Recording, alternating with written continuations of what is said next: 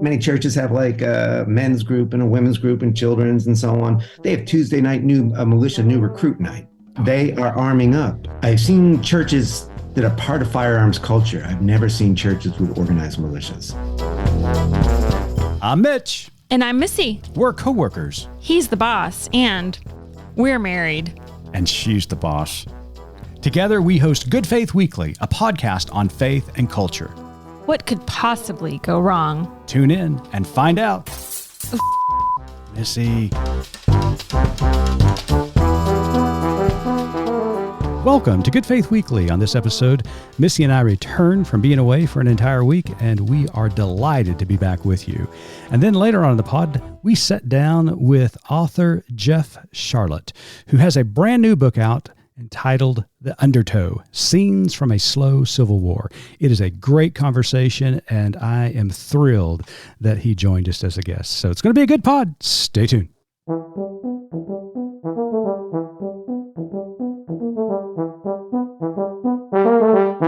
Hello there, Missy. Hey there. How are you? I am well. How are you? I'm doing very well. Thanks for asking. Yeah. So we've missed a whole week, so... We did. We took a little vacay, but I know. Not really a and vacay. Given that this is the only time during the week we communicate, that was kind of... That's right. I mean, we do catch up on the pod. We find out so much about each other. That's right. Each and every then week. We go to our separate corners, right? Absolutely. That's the way every healthy marriage should be. Absolutely. Hey, it's what keeps the spark alive. Oh, so my goodness. we were out last week at our board meeting Yeah. in Birmingham, Alabama. And I have good news after our board meeting. Okay. Good news, bad news. Okay. Good news, we both still have jobs. We do. Hey, high five on that one. Boom. And bad news is it's so sad to leave our friends.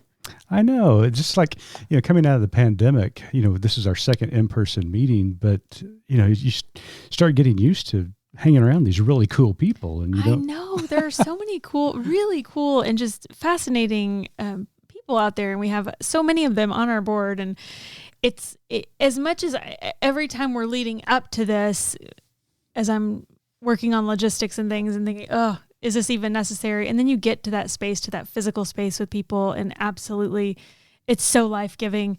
I think we did, like you said, we kind of forgot during COVID that just how much that fills your soul to be around people. It sure does. Hey, I got a question for you. Uh-oh, what? It's a secret, though. Uh-oh. Who's your favorite board member? Oh, no, we're not going there. All my favorites. They're all your favorites. So we did that, and then we went on, following our board meeting, we had our Good Faith Media Civil Rights Experience. Mm-hmm.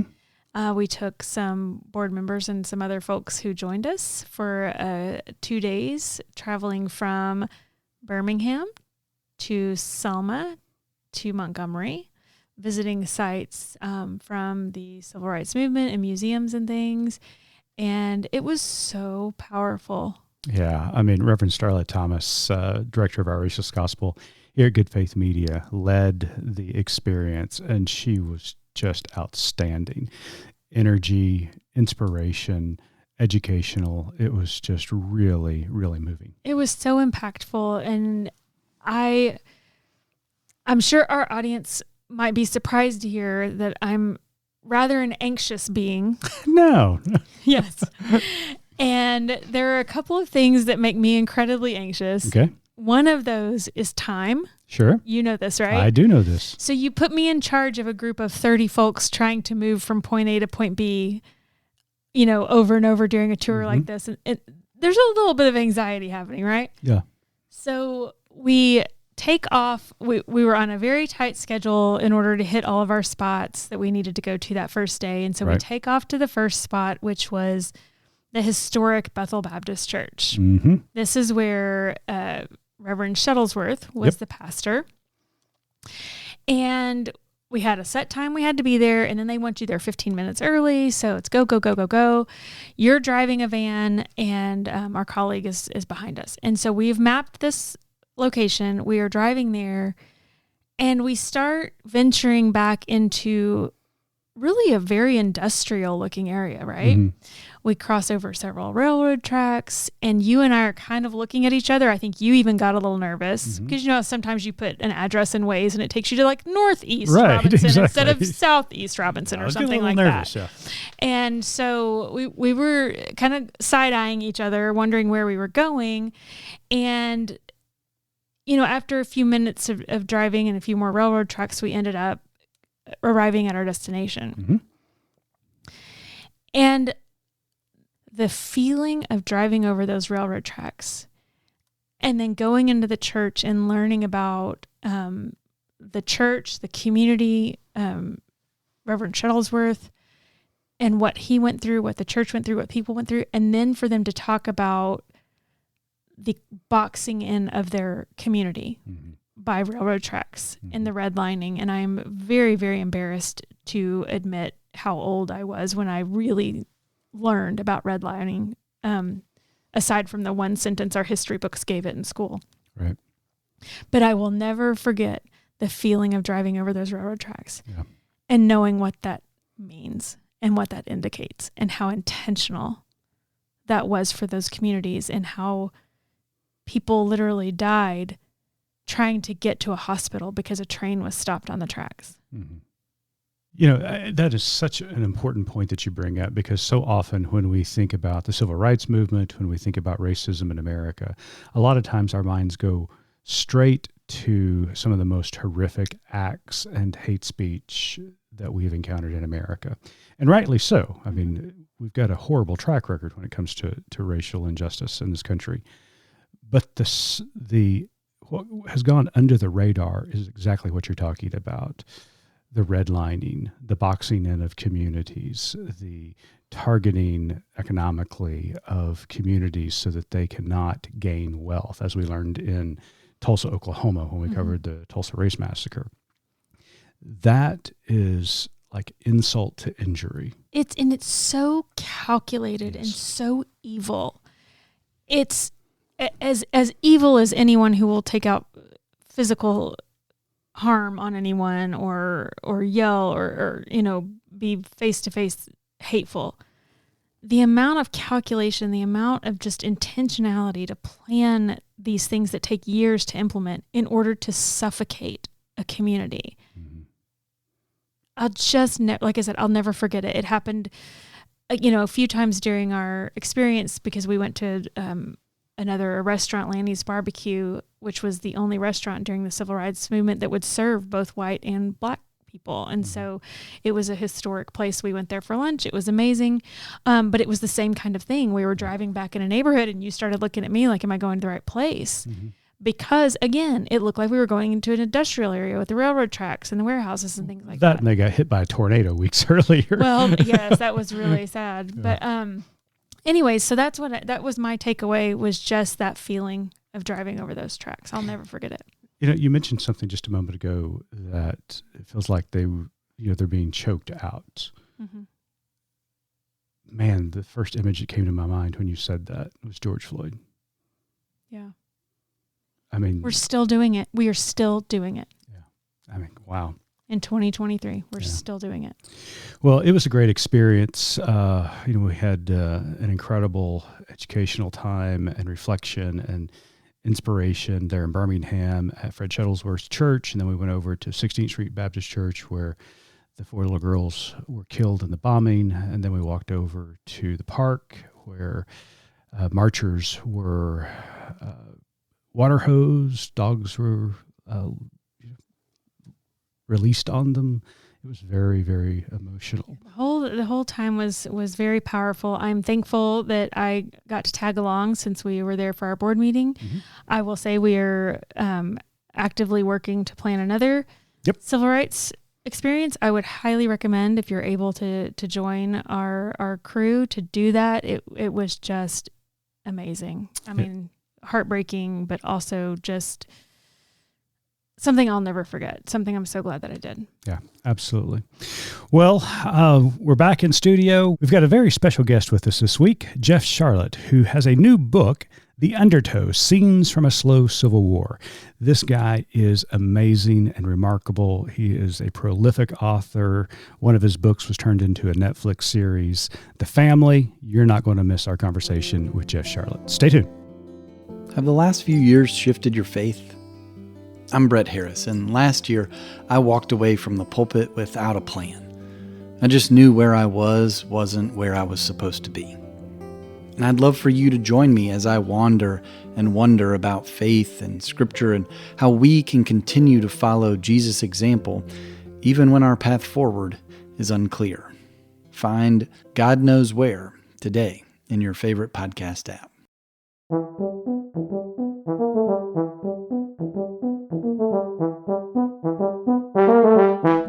Welcome back to Good Faith Weekly. On this episode, we've got a very special guest with us.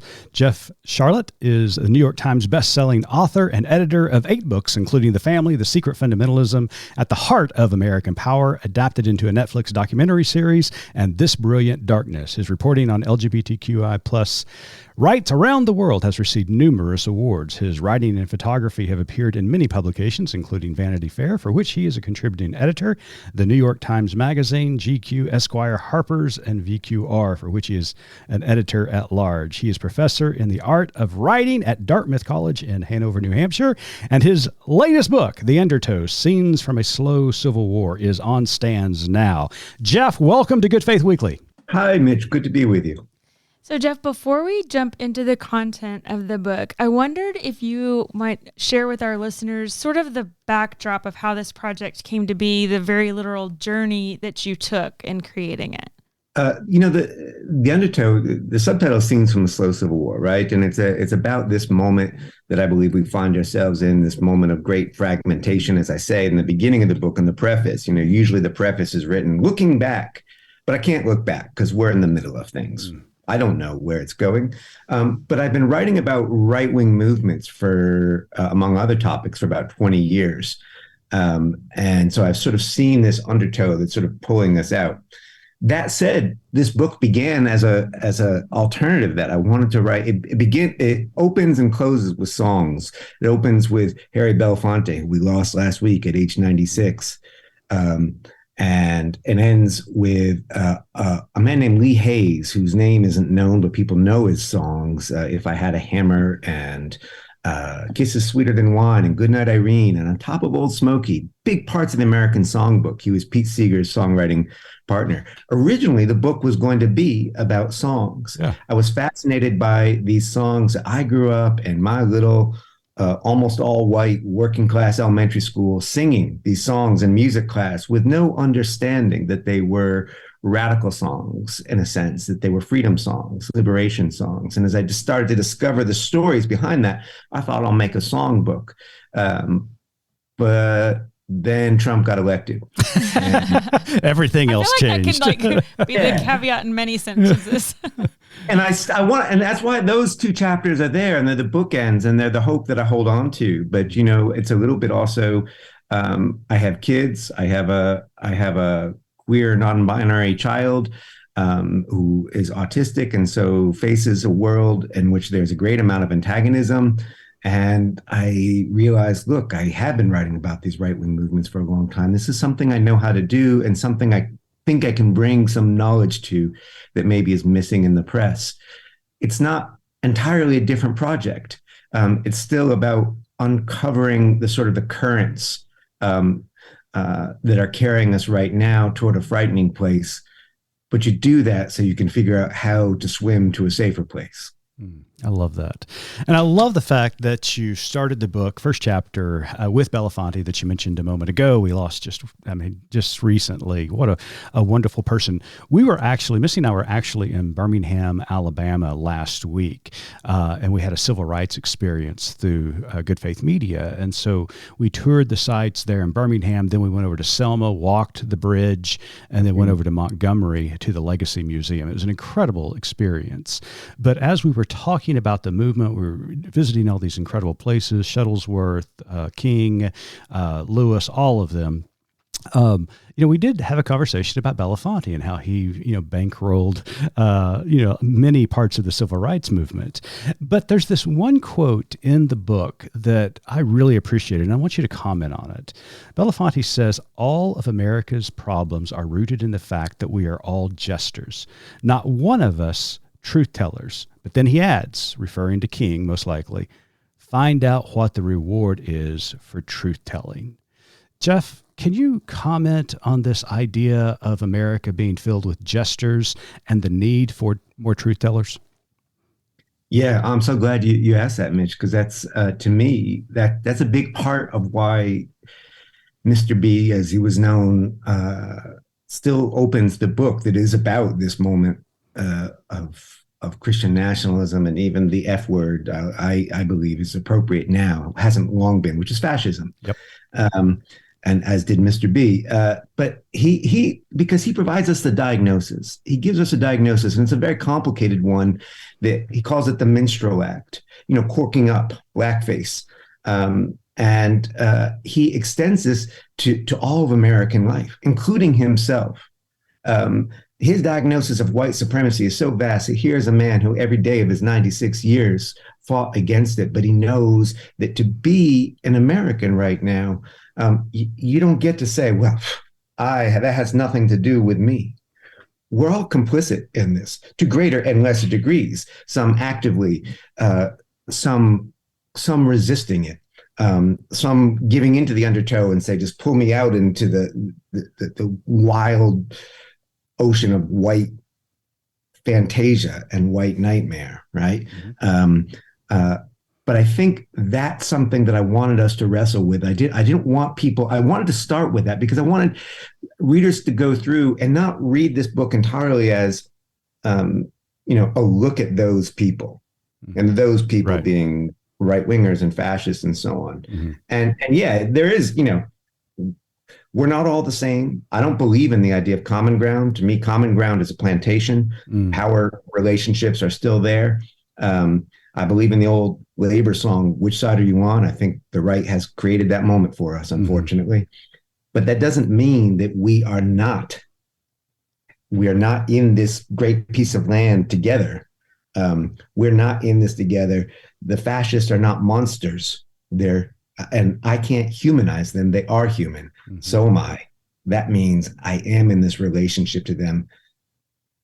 This is maybe this show is probably okay to say this. Their sins are in some ways mine, right? I'm 100%. But, and I think that the minstrel act that Mr. B talked about was had many aspects. But I think part of it was the way in which you can be complicit in so many ways. And one of the ways you can be complicit is in imagining that somehow you're apart from all that. Mm-hmm. And that's what I really appreciated about the book, because you're a storyteller and you tell these stories. You spent time with right-wing fundamentalists, religious zealots, and you just simply told their story and reported, how they think, what they say, how they act. And it was just really, I think, an insightful way to communicate kind of what they're thinking and what their experience. So I thought it was very well done. Thanks, Mitch. I mean, this is the thing. Like, you often, I teach writing here at Dartmouth College, and sometimes students they're going out into the world to write, and they're going to say, "I'm going to meet this kind of person. What should I wear?" And my answer is usually, pants would be good, a shirt, no costumes. In other words, your work is to try and be human. And I think actually most of us spend most of our days not doing that, right? We have to. We work with manners and so on.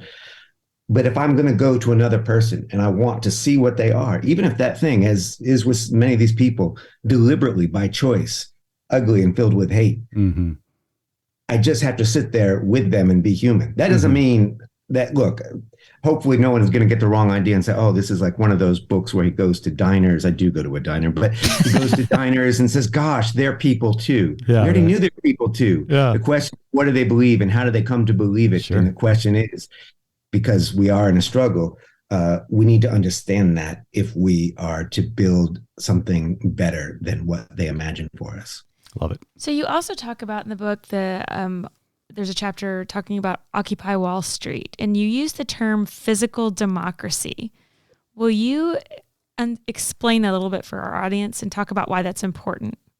Yeah, the second chapter of the book, after Mr. B, because I couldn't stand to begin. There was a point at which I thought I was going to begin the book with this movement called the men's rights movement, and they believe that men are the true, white men in particular, are the true victims of society. Yeah.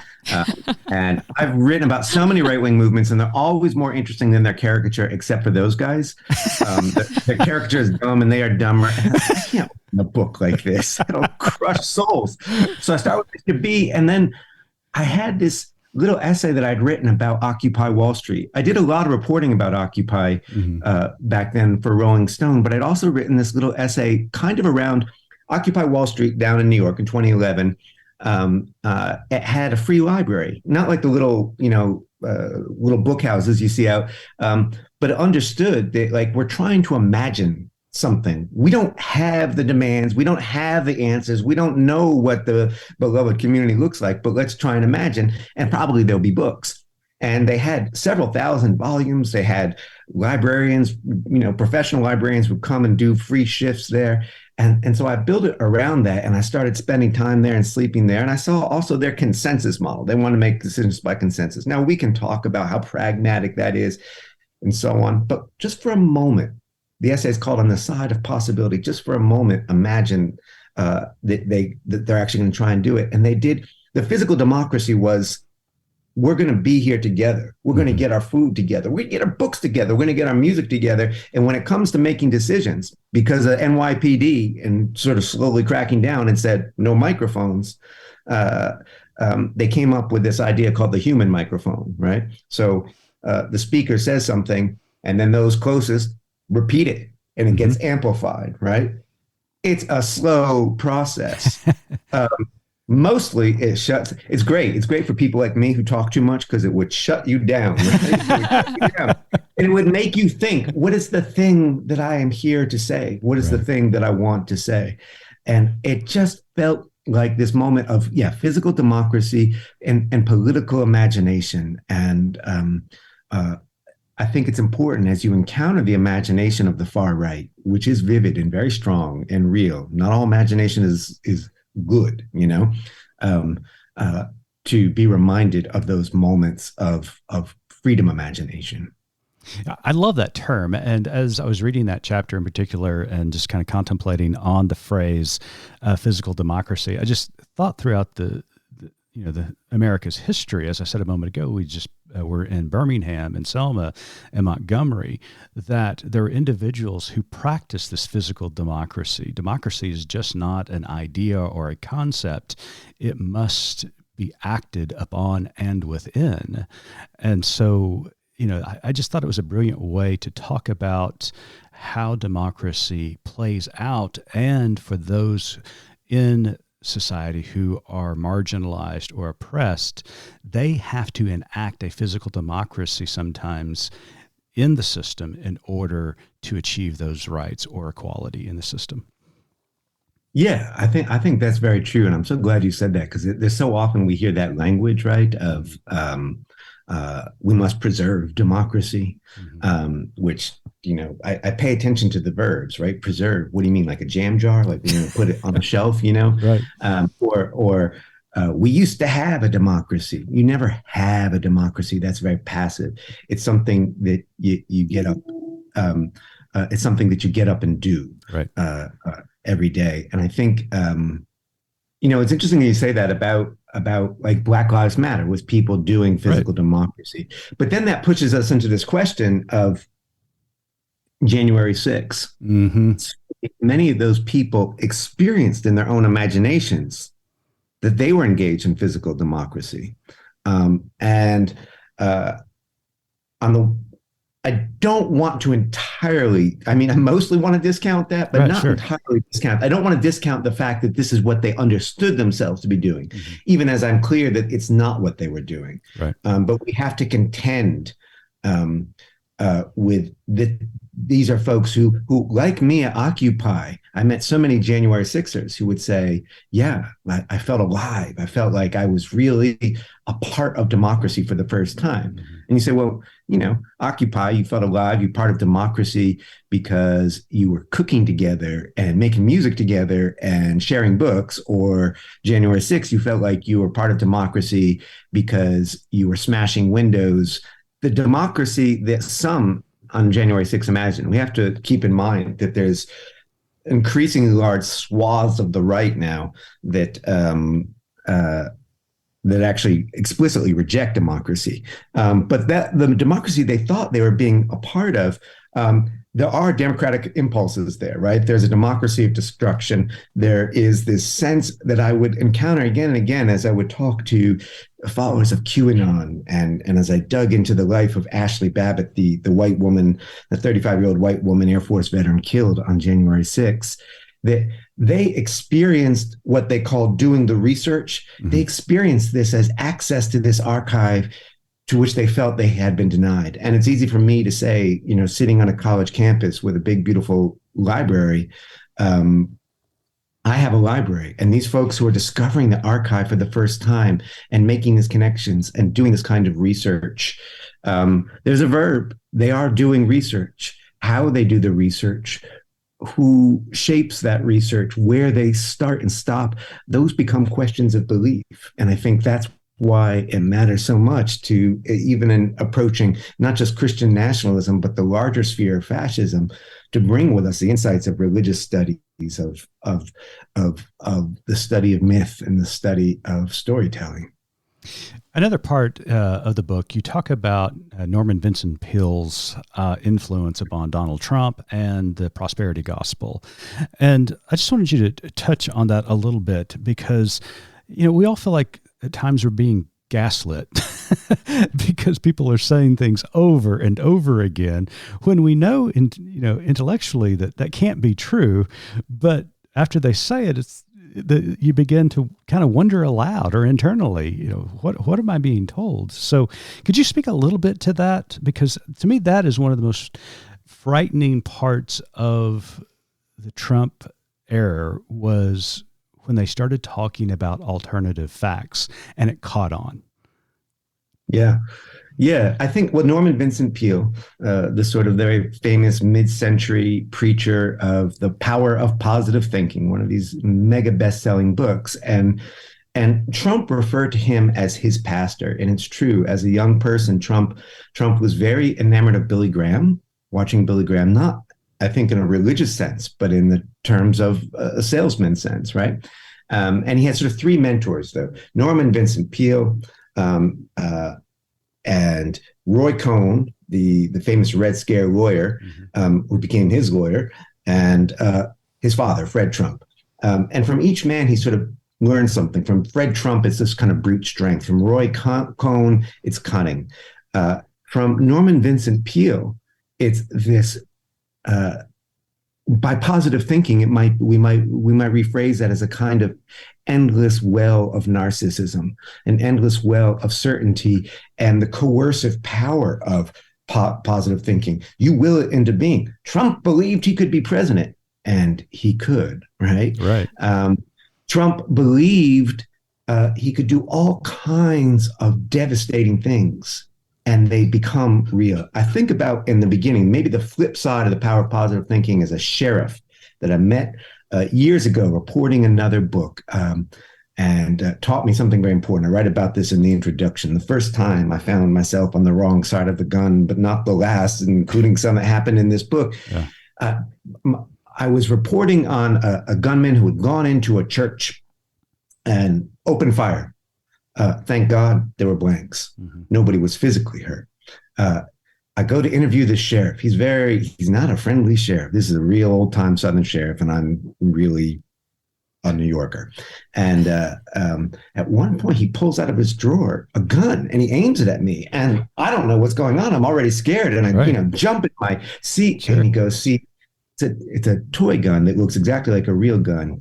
He says, see, now, if you had pulled that on me, I would have shot you. And that just goes to show you that things that aren't real can still hurt you. Mm. That's also the positive thinking of Trumpism. Mm-hmm. It doesn't need to be real to hurt us. And it's why I write in the book, you can't fact check your way out of a myth. Yep. We can't simply say, well, that's QAnon isn't true. Nothing to worry about.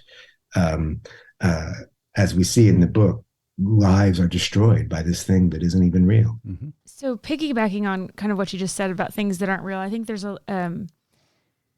probably a lot of people who still don't really believe and fully grasp what's happening out there. And I'm thinking about the story of you going into the church that has the altar of the swords. Would you share that with our audience? Yeah. So with the big piece of the book, the Undertow, the title essay is, I wanted to understand the creation of a martyr myth. For Ashley Babbitt, the white woman who was killed by a black man on January 6th. And the reason I mentioned the race is because that is the old lynching story. And very quickly, the right starts organizing around this idea of innocent white womanhood under threat by a dangerous black man, the black men being the police officers defending the Capitol. And I go out to Sacramento, California to start my journey at a rally for Ashley Babbitt. It evolves into a brawl between Proud Boys and Antifa. And one person says, look, you really want to understand what Ashley Babbitt died for? Why don't you come to my church? We're having a special guest speaker tonight, the Church of the Glad Tidings in Yuba City, California, north of Sacramento. Not a mega church, sort of like a mini mega, large. Yuba City is an agricultural place, sort of semi-suburban, and then plenty of people who are actually working in agriculture. 3-hour Saturday night service. And first thing I notice, I go in, there's no crosses. And I've been in churches without crosses before. Here, there's a pulpit made of 3 crossed swords. And as I got to talking to the pastor, a man who has sort of risen to some kind of regional and even sort of almost national prominence within his community, he explained that he found the cross to be sort of weak tea. We're talking about muscular Christianity. So He said sort of sissified. He says, now is a time for war theology. Now is a time for a Christian faith of battle. We are in the Civil War now. And this church, that wasn't just a metaphor. There was a video from it that went viral last year of the church presenting General Mike Flynn, who was Trump's first national security advisor, leading QAnon figure, presenting him with a customized AR-15. What I found fascinating in the video, people didn't comment as much on, was that the church also gave their own pastor a customized AR-15, inscribed on it a verse from the book of Joshua, Joshua 1:9. A verse that on the face of it is innocuous, but has come to be embraced by many on the right as a battle verse. I found it all across this movement. And a reading of the book of Joshua, which is certainly there. They don't have to stretch to see the kind of total war aspects of Joshua, who goes into Jericho with the intent of killing all within, right? That was this different kind of church, and they're acting on it. That church, many churches have like a men's group and a women's group and children's and so on. They have Tuesday night militia new recruit night. Oh my gosh. Wow. They are arming up. It was the first militia church I'd been to, but it wasn't the last. And in 20 years, I've seen churches that are part of firearms culture. I've never seen churches with organized militias. Mm. And I wanted to ask you, and we still can talk about it, about toxic masculinity. And it seems to be everywhere these days, with women losing reproductive rights, to attacks on our LGBTQI plus community, to the escalation of gun violence. And I think that is an important topic to talk about. But hearing you speak, Jeff, what do you think is the prime theological conviction behind this embrace of fascism and just this extremism that we're seeing, especially on the right? Is it attached to dominionism, or is there something else afoot here? I think it's a little more complex than that. If you'd asked me 10 years ago, is fascism possible in America? I would say, yeah, there's pockets of fascism all over, right? Mm-hmm. There are communities that live in effectively the experience of a kind of a fascist brutality. But no, I would have said fascism is impossible in the United States precisely because of our unique amongst these sort of developed nations relationship to religion and to Christianity in particular. This is not all entirely good news, right? Mm-hmm. I'm saying even fundamentalism was an obstacle to fascism because it would never embrace the personality cult. Put simply, we're not going to switch out the father for the Fuhrer, right? The God for a person. 2015, I see Trump come down the golden escalator, and I've been writing for years before that about dominionists who support that kind of thing overseas, but not here. I'm like, oh, here he is.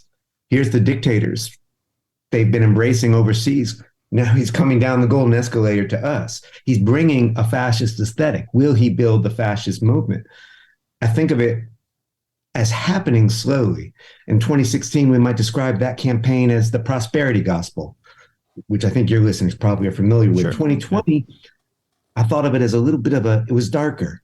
It was more conspiratorial and it's kind of a bastardized, Americanized Gnostic gospel, a gospel of secrets for those who were initiated, a gospel of critiquing of the deep state, which Gnosticism would have understood as a sort of waterless canals was the language from it.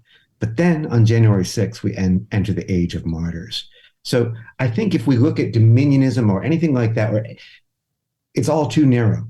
Fascism is a broad social movement. That's a term we like to think of ourselves as a good thing, right? Social movement can be anything. And we know that social movements, and you said you were down there in Selma and Montgomery and so on, we know that they're great convergences. And what was beautiful about the march from Selma to Montgomery were all the different folks who came together to make that powerful. So too, fascism. It's not beautiful, but it's a convergence of all. So dominionism is in there, but the transgressive ugliness of the men's rights movements are in there. To the question of, is it driven by race or class or gender? Of course, the answer is yes. This is the intersectionality of fascism. And what is the overarching theology? I do believe it is utopian, first of all. Fascism is, by definition, utopian. Isn't utopia good? Utopia is nowhere, right? But this is their dream state. It's a dream politics. And I think also it's just a joy, an ecstatic joy, a militant eroticism, and chaos, the comfort of chaos, the solace of the surreal, the desire to burn it all down, which I'm 51 and a father, but at certainly times in my life when you just look at the world and you look at what's wrong with it and you say, ugh, you hate institutions because how corrupt they are. We need to burn it down and build something new, right? These are folks who have given into that impulse entirely. So, Jeff, the book is full of stories, but you said a moment ago you wanted the book to be a book of hope. And we've talked a lot about depressing things here in this time together. But can you talk about what gives you hope? There's some kids I met in Wisconsin. The penultimate chapter, The Great Acceleration, is I was in Wisconsin when Dobbs came down and Roe v. Wade fell. And in fact, I had some friends who were in the IVF process. And my friend was literally seeing her doctor in the fertility clinic, in the examination room when Dobbs came down, and the doctor had to step out because they'd gotten a call, comes back in, tears in her eyes, says, I can't continue. Wisconsin became the first blue state in which abortion was totally illegal, reverting back to 1849 law, no exceptions. Said our council has advised us that IVF, because of the possibilities of embryos not being used, could break the law. And this was stunning to me. So I just said, I'm going to try and understand this the way I used to write about sort of more powerful groups. Now I'm more interested in reception. So I just wander around Wisconsin. It's easy to know who to ask questions to because they fly flags, so many different flags. There's all the varieties of Trump flags and F. Joe Biden flags, the flags with snakes on them, flags with skulls, flags with lots and lots of flags with guns on them, crossed AR-15s, an AR-15 come and get it, an American flag made up of handguns for stars, long guns for stripes, and the all black flag, which is the most frightening of all. It's a sort of a genocide flag. And you asked about hope, so I'm getting there. Don't worry, I'm not. And I go to the town of Black River Falls, Wisconsin, a little town in central Wisconsin. And this is not Madison. This is not Milwaukee. This is not hipster blue Wisconsin. And I drive in, and on a bridge over the Black River is this one young woman holding up a sign. I think the sign she's holding at that point said, "Your misogyny is showing." And then I sort of circle around, and she's been joined by a couple of others. These are all young people, young women and queer folks. And it's worth noting, there are no young straight men who had the courage to come join them. Right. And it took courage because people are shouting at them. There's a kind of a town fundamentalist preacher, big guy, much bigger than this one young woman, 4'9". This guy's towering over her, cursing at her, calling her a whore. And she stands her ground. And these are not radical kids. They're student body presidents. They're a cheerleader named Peyton shows up with the Black River Falls Tigers, and she's got a sign, and this is good faith radio, so I probably don't want me to say what her sign says. I'm very proud. We have to have a bleep button for me, so you're fine. Okay, all right. She's got her sign that says "F off." Yeah. And it's as simple as that. Yeah. And what does it mean? And it's vulgar, right? She's like, there's no for people who are taking away my rights. She means like this, and it's anger at everything, at me, at you, at all of us who are older, who have failed to protect the rights of the next generation. She says it means rage. Now, we are to say that rage is hope. We are still to say that when I asked these kids about Civil War, thinking, as so many of the right-wingers wanted to talk about, they were right on it too. They're like, bring it on.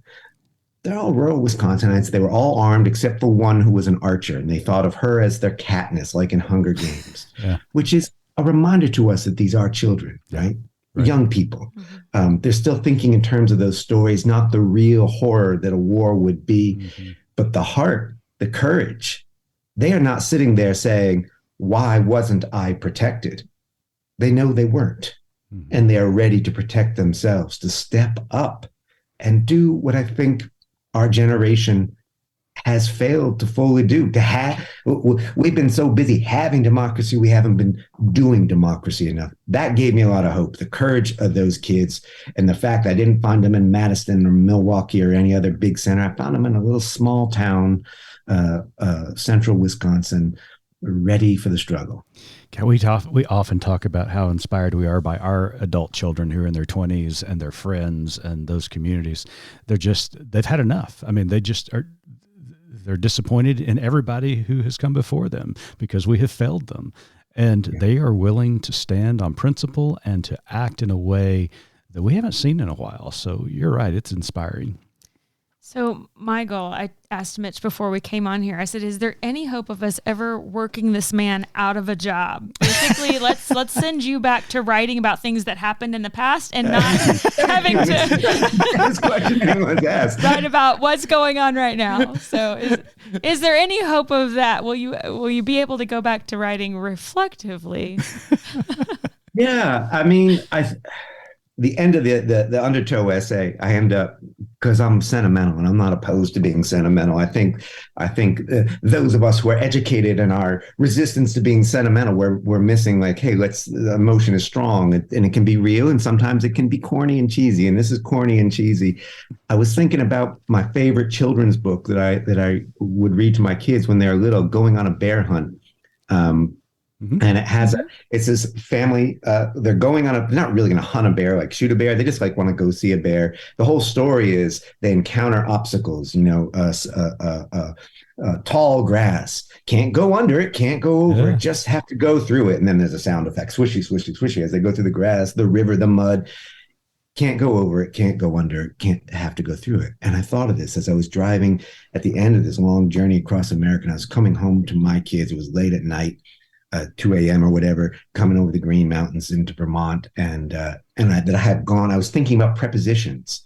Are we in America? Are we on America? I was thinking about the history of this land, and I include in the book, and I think I will in the future, land acknowledgments, thinking about what is the layered meanings of this land. But I felt like I had gone through America, and I felt like the fascism we face, I can't offer the cheap grace of saying, no, we're going to have to, we're going through it, and we're going to have to keep going through it. I think if it's, you can call it optimism to say we will get through it, or some of us will.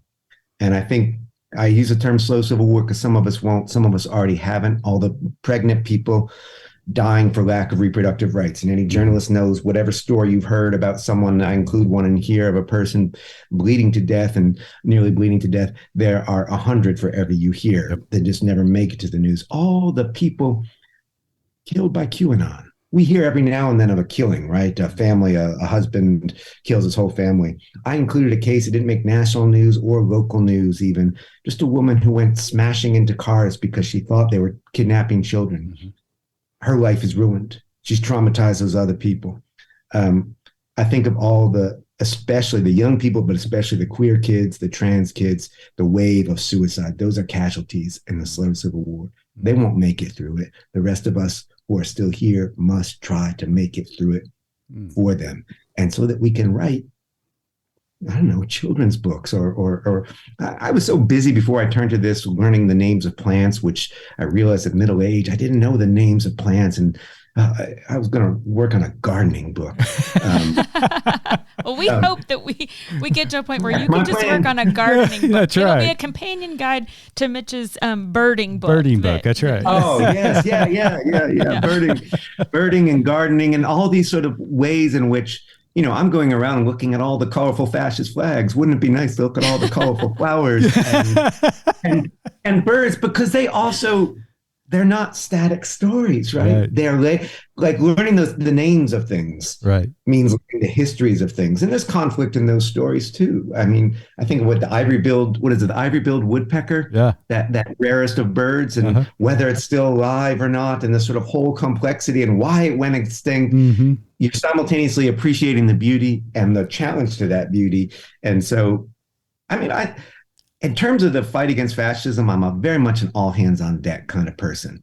And there's folks like, no, we got to do it this way, got to do it this way, got to do it this way. Yeah. How about yes? Yeah, exactly. I mean, birding community, everybody, report to your stations, birders, get out there. It's beautiful, right? And look, get out there and get involved in elections and churches, organize for a better gospel. And look, if Antifa wants to brawl on the street, not my thing. I wouldn't advise it. Right. But I'm not going to be in this sort of I'm not going to be in this place of saying this way, not that way. Yeah. We don't know how we're going to get through it. Yeah.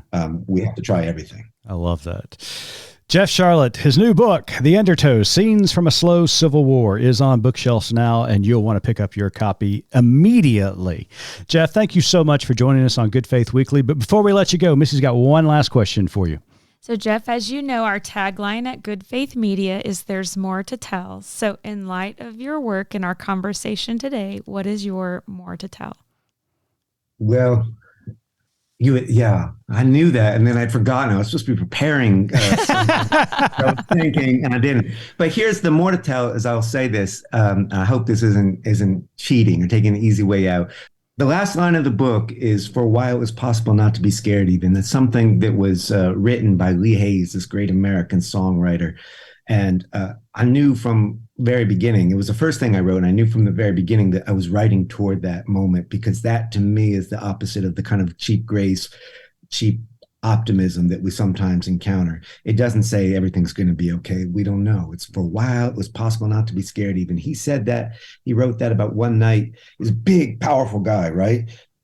But he was afraid, rightly afraid of what was there in the world. And he was riding through the Arkansas night with a group of labor organizers, and there was gun thugs after them, and they would sing labor songs. But that night, he says, we found ourselves singing the old church hymns. They'd all been raised in the church. He was the son of a preacher. They weren't believers, not of that sort anyways. And the sound of their voices, frightened voices in a car, speeding, right? It just allowed them to sort of feel, he says, for a while, it was possible not to be scared even. And that, to me, that is some hard earned hope. That's my one more thing that I always remind myself, that take those moments. It's a little bit more than, we have that concept of a safe space. Right now, there aren't so many safe spaces, but we can find with each other safe moments. And hold on to those and remember those and use those to make more of them. I love that hard-earned hope. That's great. Well, Jeff, thank you so much for joining us on Good Faith Weekly. We wish you the very best, and you're welcome back anytime, my friend. Thank you, Mitch. Thank you, Missy.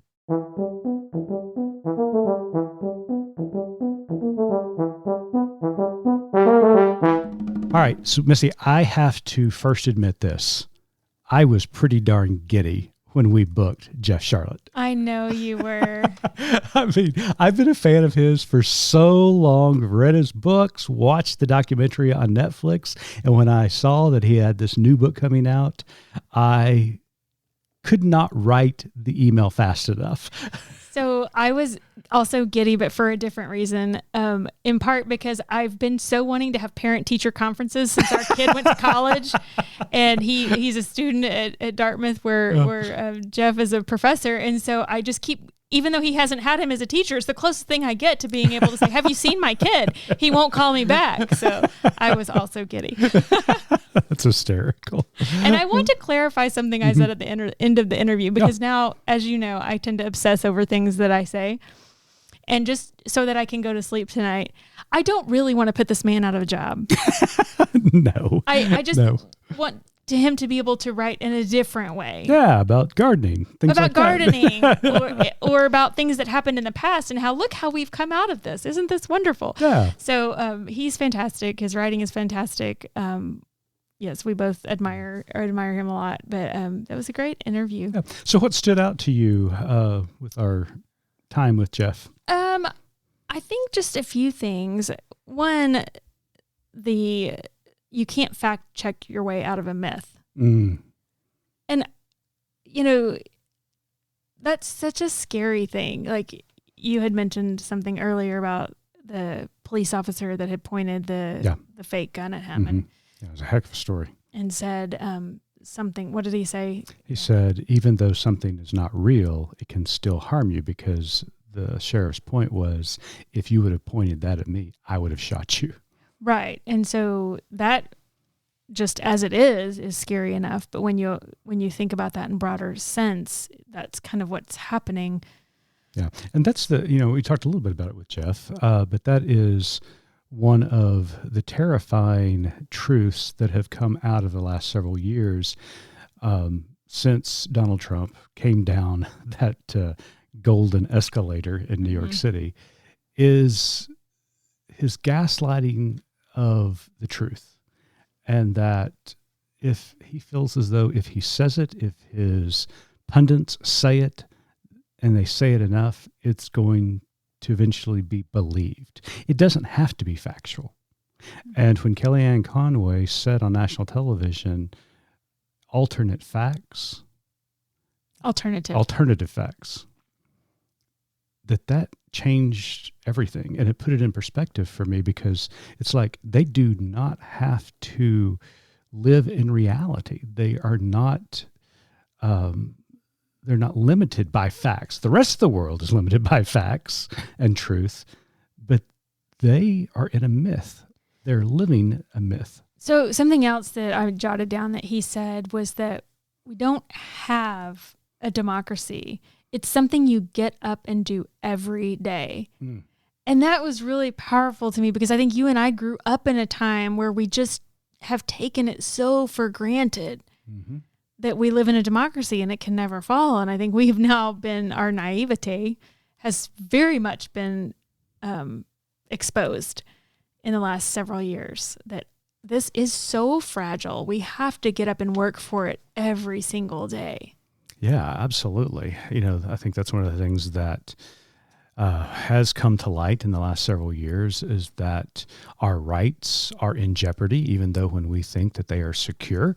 We're one Supreme Court decision away from everything changing. We've learned that in real time, haven't we? We're one governor's signature away from, undoing the Constitution. So, I mean, yeah, it is prevalent today. So every one of us, bird enthusiasts and gardeners alike, need to wake up every morning and fight for democracy. Right. And I think you say like we are one decision away. I think those decisions are already happening. Sure. Yeah. I mean, we live in a state where, teachers can't have books in their classrooms anymore. Mm-hmm. That's very, very real. Yeah. And it's happening to our friends who are educators. They are no longer allowed to have books in their classroom. Right. That's terrifying. Oh, it's horrifying.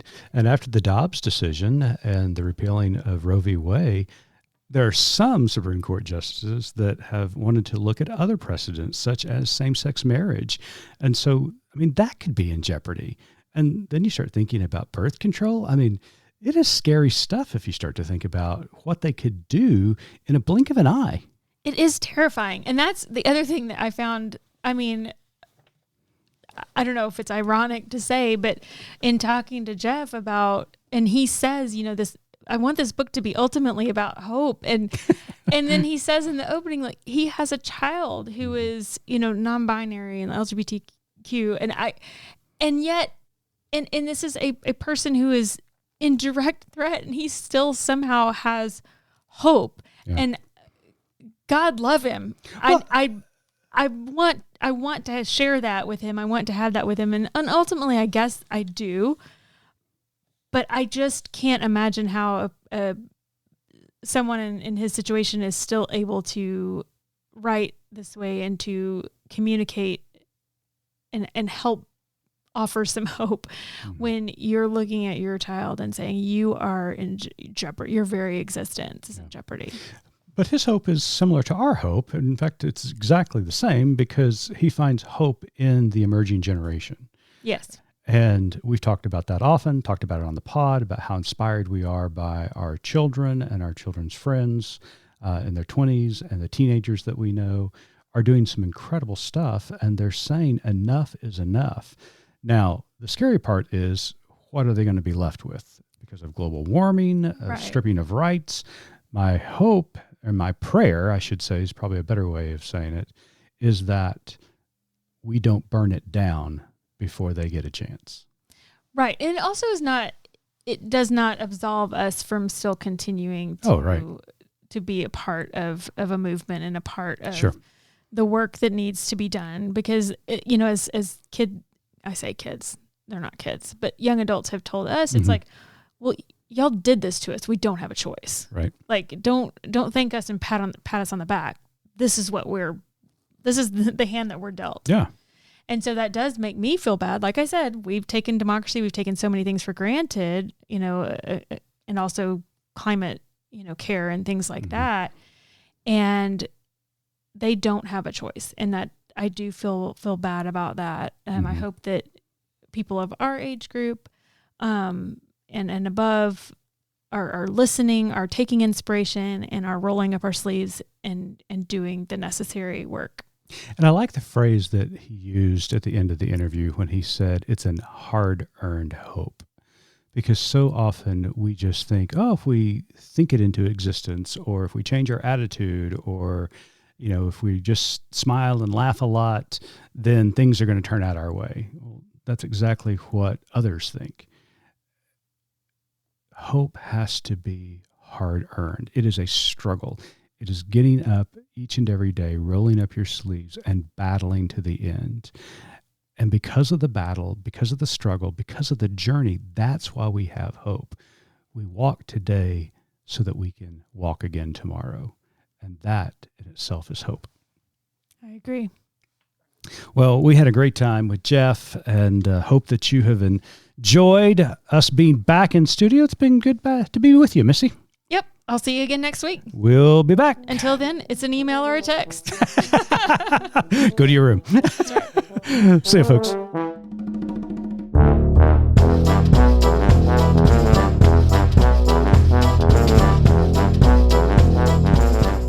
You've been listening to Good Faith Weekly, hosted by Mitch and Missy Randall. This weekly podcast from Good Faith Media discusses matters of faith and culture. Subscribe wherever you get your podcast and give us a like and a glowing review.